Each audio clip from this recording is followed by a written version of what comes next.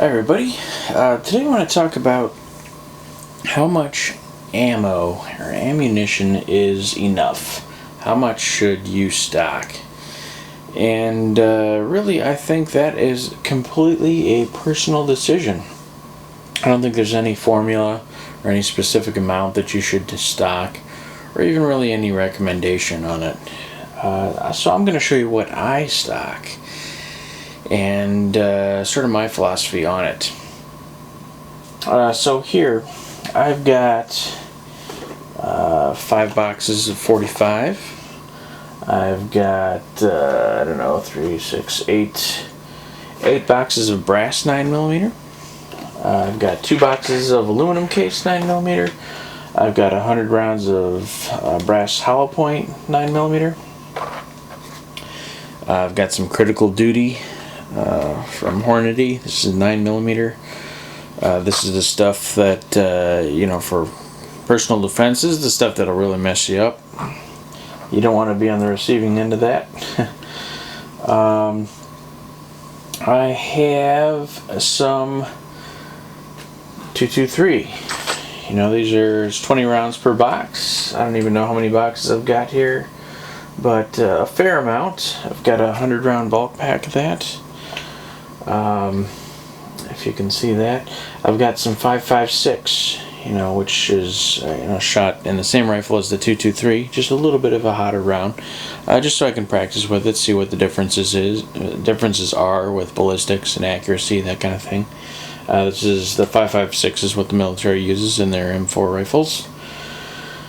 I have here as well, I've got, that's 100 rounds of 223 and these MTN, right? Yeah. Containers. I've got 100 rounds of 5.56. These are for taking to the range. So if I want to practice, I bring these cases, then I don't have to carry a bunch of cardboard boxes with me. And then when I get home, I can refill my plastic cases. I've got some 12 gauge. There's like 25 rounds of birdshot in there, also for taking to the range. I've got a couple boxes of double-aught buckshot. This is the stuff the police and the military use.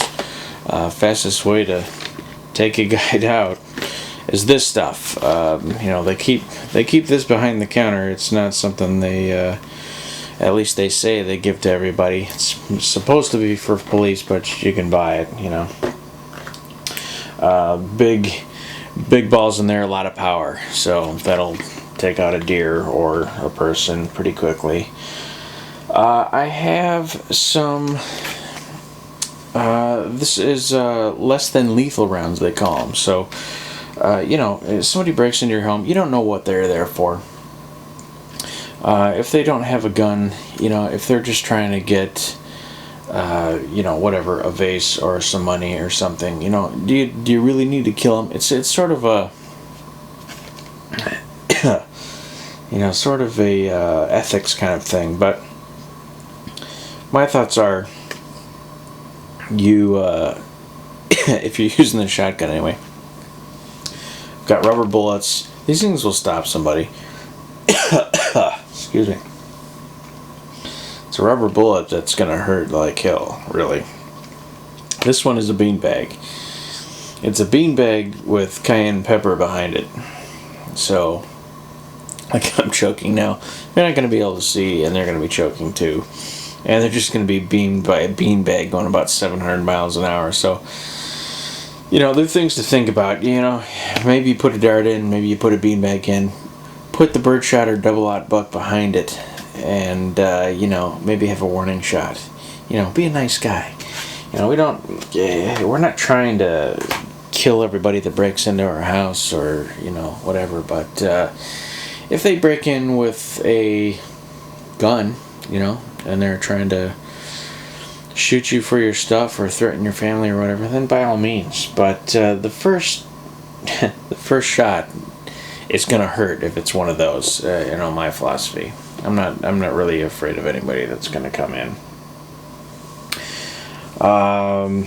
Anyway, over here I've got 308.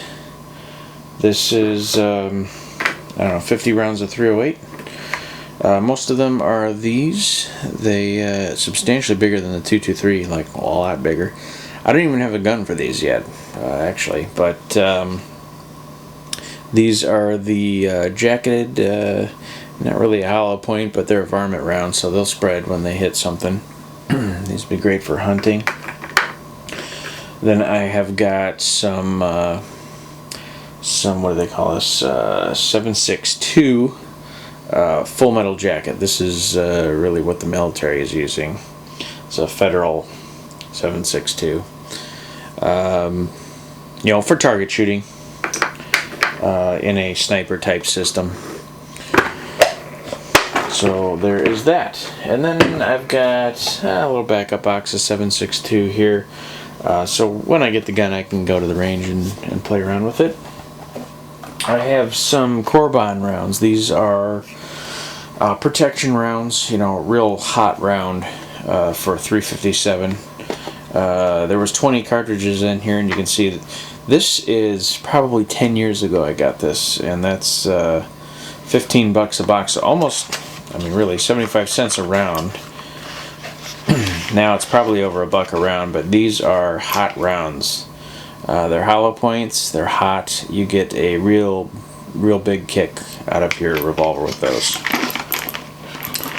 And it looks like, I've shot a few of them, but looks like there's a 38 special in there too for, I don't know why. It somehow made its way into that box. Then of course I've got 22 caliber, 22 long rifle. I've got a big box. What's in here?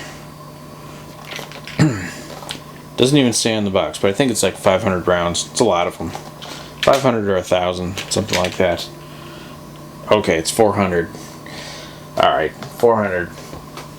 Those shot up in price like crazy after Sandy Hook.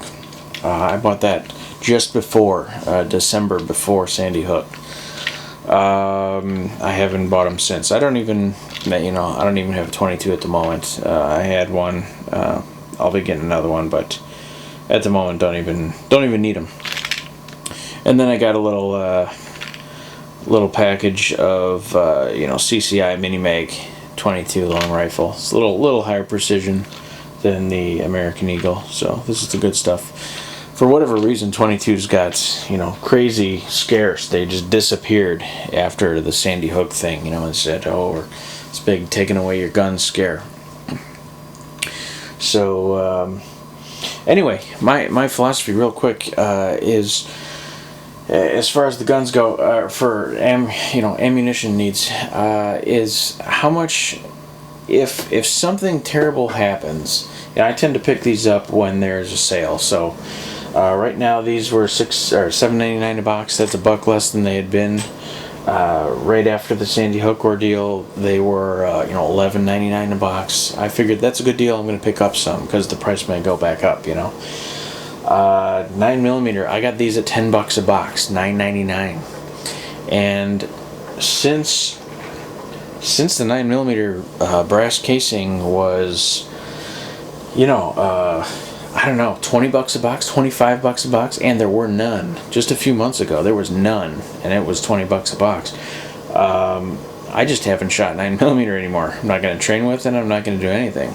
I'm just hanging on to the ammunition, because I don't know where it's going to go, So, anyway, my philosophy is that I want to have enough ammo if something tragic happens. If they're coming to take my guns, how much ammo am I going to need? And I figure I've got enough to train with, I've got enough to use, and I've got enough to sell.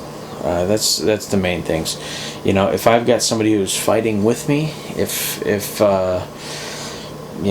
there's a war that comes out, I'm going to need enough to use. I'm going to need some for training, which if that happens, I'm probably not going to be training much anymore. That is the training. But, and then I'm going to need enough to share a little bit, maybe a quarter to a third for sharing. And I figure that amount that I'm going to use I figure out what's the maximum I can use before I get shot. That's my thought. It's kind of gruesome, but I don't think that I can fire all this ammunition before I'm taken out with some ammunition. There's no way I'm going to be able to take 2,000 plus shots before I'm shot. That's just my thought. It's just a realistic view. No matter what amount of training I have, if you're firing hundreds of rounds, let's say from an upper window, taking out targets, how many do you think you're going to be able to fire until a well-trained group of officers or government or military is going to take you out? And I don't think it's that many, so I think I still have some to share. You'd be in Call of Duty, not that life is Call of Duty, but if you win the round, you killed 30 guys, right? But how many times did you die? 17 times, 18 times,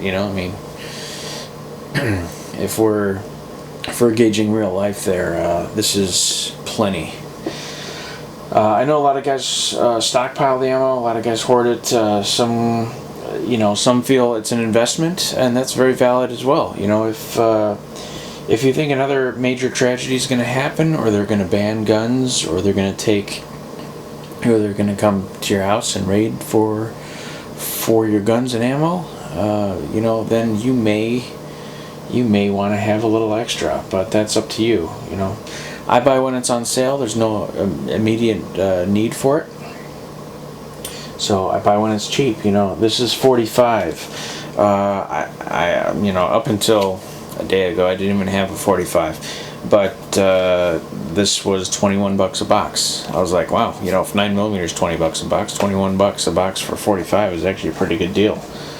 I think I was paying more than that 10 years ago for 45 at the range, when I was renting guns, all different guns to try out. So that's my philosophy. Let me know in the comments section below how much you plan on carrying, or if you've got a formula or any general rule of thumb, and because I'm interested in hearing what you think.